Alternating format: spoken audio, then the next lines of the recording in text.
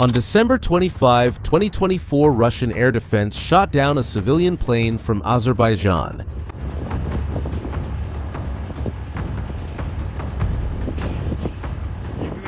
In total, 38 people died. And do you know what the reaction of the Russian authorities was?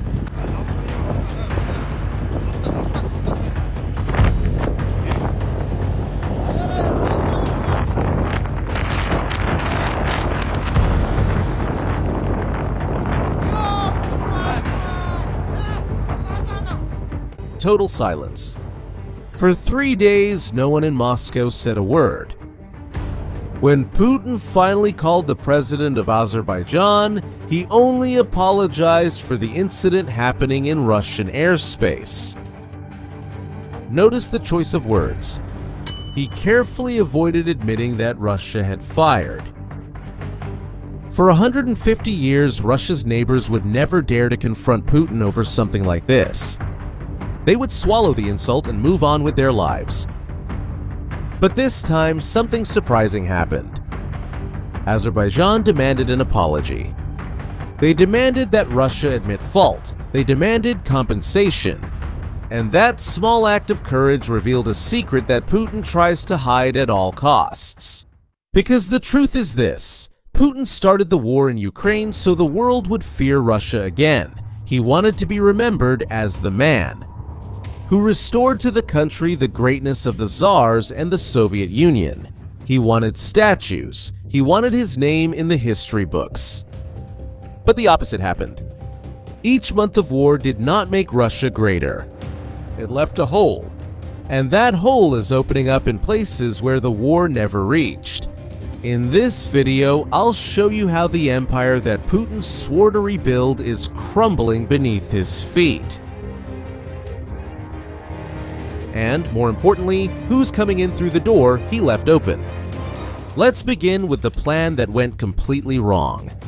When Putin invaded Ukraine in February 2022, the plan was simple and quick. Take Kyiv in a few days, install a friendly government, and get their hands on $15 trillion in Ukrainian mineral wealth. That would be just the first piece on a larger board. With Ukraine under control, Russia would once again be treated as a superpower on the same level as the United States and China. But that's not what happened. More than 4 years later, the front line has barely moved. Russia controls about 1/5 of Ukraine. And to fulfill Putin's dream, the other 80% would still be missing. Worse, the Russian army, which was touted as the second strongest in the world, has been exposed. It turned out to be a paper tiger. And the economy took the hit. Before the war, Russia was growing by more than 4% a year. But today, it's barely scraping by at around 1%. So if even Ukraine hasn't fallen, what's left of Putin's grand plan? The answer is even harsher for him, because the target of the invasion not only resisted, it came out stronger. Think this through with me. Ukraine entered this war as prey. A country that, in Putin's view, could be easily swallowed.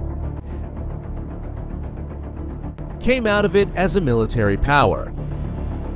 Forced to defend itself, Ukraine became a world leader in drones and turned this technology into a bargaining chip. In diplomacy, it struck years-long deals with Saudi Arabia, Qatar, and the United Arab Emirates, and started selling defense to the West instead of depending on it. An American think tank, the Atlantic Council, even pointed out something impressive. Ukrainian soldiers today often outperform their NATO counterparts in joint exercises. In other words, the country that was supposed to be swallowed up has become the playbook for how to stop Russia. And this shows Russia for what it really is today. It's no longer a superpower, but rather a middle power that believed it was bigger than it actually is. Here's the piece that changes everything. For decades, Russia's neighbors obeyed for one reason only: fear. From Armenia to Kazakhstan, from Azerbaijan to Georgia, everyone treaded carefully around that giant army. But Ukraine just showed the whole world that this army is not invincible. And the moment fear cracks, those who used to obey start testing how far they can go. That plane was the very first test. Come back with me to Azerbaijan, a small country rich in oil that has always lived in the shadow of its giant neighbor.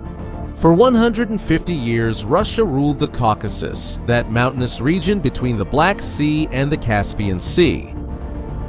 It ruled by fear. No one challenged Moscow. Then came the downed plane, the 38 dead, and the president of Azerbaijan, Ilham Aliyev, did the unthinkable. He stood up to them. He skipped the May 9th military parade in Moscow, the most sacred date on the Russian calendar. He closed the Russian Cultural Center in the country. And when, months later, the Russian police killed 2 Azeri brothers while in custody in a Russian city, Azerbaijan responded in kind. Azerbaijan arrested Russians and showed the footage. It was then, in October 2025, that Putin finally admitted that a Russian missile brought down that plane we showed at the beginning. And finally apologized. A real apology. And the following year, a compensation agreement was reached. But the underlying damage can't be undone with a handshake. Because what broke there wasn't a treaty, it was fear. And once fear is gone, doesn't come back with an apology. And it didn't stop in Azerbaijan. Look at Armenia. For decades, it was Russia's most loyal ally in the region. In June 2026, Prime Minister Nikol Pashinyan won the election. And he won. And he won despite heavy pressure from Moscow, which even threatened to cut off the cheap gas that supplies the country. He won by moving toward Europe. And who showed up on the other side with open arms? President of the United States, President of Azerbaijan, and U.S. Prime Minister. The United States. Donald Trump publicly supported Pashinyan. And he did more. He brought the leader of Armenia and the leader of Azerbaijan to the White House to sign a peace agreement, ending a conflict that lasted more than 30 years. They even named the transit corridor after Trump. Something to think about. It was Russia that, for 150 years, positioned itself as the judge of the Caucasus. It was Russia that brokered the ceasefire between Armenia and Azerbaijan back in 2020. That was its role. The role of the one who rules the region. Now, the one making peace between these two countries is the United States. At a table in Washington with Putin watching from the outside. Russia's backyard has changed owners. And if you think this is just the Caucasus, a distant corner of the map, get ready, because this same pattern is spreading and getting more serious. It starts with the closest neighbors and keeps moving away. Moldova, right there on the border, is running toward the European Union. In Central Asia, countries like Kazakhstan, which used to be a loyal part of Moscow's orbit, are starting to look for other partners, like Europe and China. Now zoom out even further on the map and the picture becomes dramatic. Because Russia didn't just promise protection to its neighbors, it was the patron of regimes spread around the world. It sold weapons, sent troops, and swore to defend these allies from any threat. This protection was what gave Russia power and prestige far from home. And, one by one, these allies fell while Russia stood by and watched. Take Syria, for example. For almost 10 years, Russia supported the dictator Bashar al-Assad. It intervened militarily in 2015 to save him. Al-Assad was Moscow's trophy in the Middle East. In December 2024, a group of rebels marched on the capital, Damascus, in a lightning offensive, and the Russian forces, for the most part, just watched. Assad fled, and crowds toppled the statues in the squares of the regime that Russia had protected for years. And it wasn't just Syria. In Venezuela, the Maduro government, which Russia had armed and supported for years, completely collapsed under pressure from the United States. In Iran, the partner that Moscow had been courting was struck in a war with Israel. 3 allies that Russia swore to protect, and 3 collapses. And do you know what's even more curious? In none of them did Russia lift a finger. As you can see, Russia is no longer the power that decides who governs. It became just another player trying to save what it can from the wreck. And the message that echoes around the world is frighteningly simple. Russian protection is now useless. And then we get to the question that really matters. Why?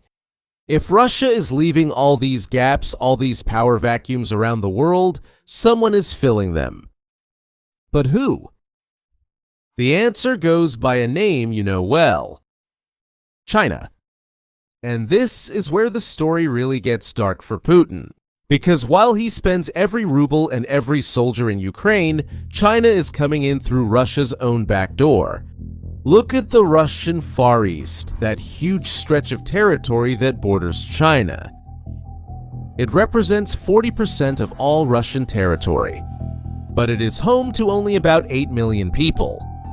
It's an empty region full of resources and right next to the most populous country on the planet. When European companies left Russia because of the war, guess who took their place? Chinese companies. And they didn't come empty-handed. Today, in special economic zones in Siberia, the yuan, which is the Chinese currency, has replaced the ruble in transactions. About 90% of the industrial machines that Russia imports come from China. And Chinese cars, which made up 18% of the Russian market before the war, now account for 57%, more than half. And look, we're not talking about an invasion. The truth is that China doesn't need tanks. It's doing something smarter and more permanent. It's turning Russia into a supplier. A supplier of oil, gas, and cheap raw materials to feed the Chinese economy. And since China buys about half of the oil that Russia exports, Putin can't say no.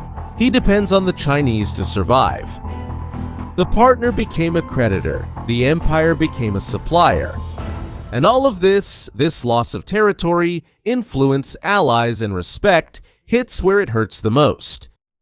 The pocket of the ordinary Russian citizen. Because the bill for this war is paid at home. Prices have skyrocketed. At the beginning of 2026, food in Russia became more than 20% more expensive in 1 year. To try to contain this inflation, interest rates went up to more than 14%. And that alone already suffocates anyone who needs credit. At the checkout, some prices were even higher than on the tag. Basically, there are signs everywhere saying that the products are being repriced and that the updated price is the one at the checkout. Just in 2025, more than 200,000 small and medium-sized businesses closed their doors. And Russia's sovereign wealth fund, that savings which was supposed to be the country's cushion for tough times, has shrunk to less than half in 4 years. All drained to finance the war. I know, numbers are abstract. Let me show you what that looks like in real life. In several parts of Russia, the lack of fuel created massive lines at gas stations. It's not just a few cars in line. These are lines that, seen from above, stretch for kilometers. A continuous line of vehicles snaking through the landscape with no end in sight. On the highway that connects Moscow to St. Petersburg, the country's main road, an entire lane has turned into a gas station line. Where it's lacking, there's a lot of desperation. In the city of Krasnodar, the wait to refuel has turned into a fight. 2 men started fighting, rolling on the stone floor, fighting for the right to fill up their tanks. This is the daily life that Putin has created for his own people, while he pursues a dream of greatness. At this point, you might be wondering something. If things are really that bad, why hasn't Russia completely collapsed yet? That's a fair question, and the answer is revealing. To understand, you need to know one thing. Russia's biggest source of money is selling oil. When the price per barrel is high, money comes in. When it's low, the cash flow gets tight. It's that simple. And then, in February of 2026, something unexpected happened on the other side of the world. A war between the United States and Iran closed the Strait of Hormuz. With that route blocked, the world was short on oil, and the price of a barrel skyrocketed to over $100. Do you realize what that means? Without doing anything, Russia saw its own oil become worth much more overnight. This unexpected money filled the budget gap and postponed the crisis. In other words, Russia is not standing because Putin's plan worked. It is standing because a geopolitical accident threw money into its lap. By luck. It's an accidental reprieve. And chance doesn't last. When the price of oil drops, and it will eventually drop, only what Putin truly built will remain. And what he built was this. Putin invaded Ukraine so the world would fear Russia again. 4 years later, Azerbaijan challenges him without fear. Armenia signs a peace deal at the White House, not at the Kremlin. Assad, the ally, has fallen. And the Chinese yuan is flowing freely in Russian Siberia. Years ago, American Senator John McCain made a statement that became a joke. He said that Russia was nothing more than a gas station disguised as a country. Many people saw that as a provocation then, a politician's exaggeration. But today, looking at a Russia that only stays afloat because of oil prices and supplies China with its raw materials, that phrase is no longer a joke. That's where I put the question to you. After all this, do you think Putin still has a way to turn things around, or is the damage already irreversible? Leave your opinion in the comments because I want to read it. If you've made it this far, you already understand that this channel doesn't give you superficial information. Here we show how power really moves beneath the headlines, so subscribe to the channel so you don't miss the next analysis. There's a chapter I haven't mentioned yet.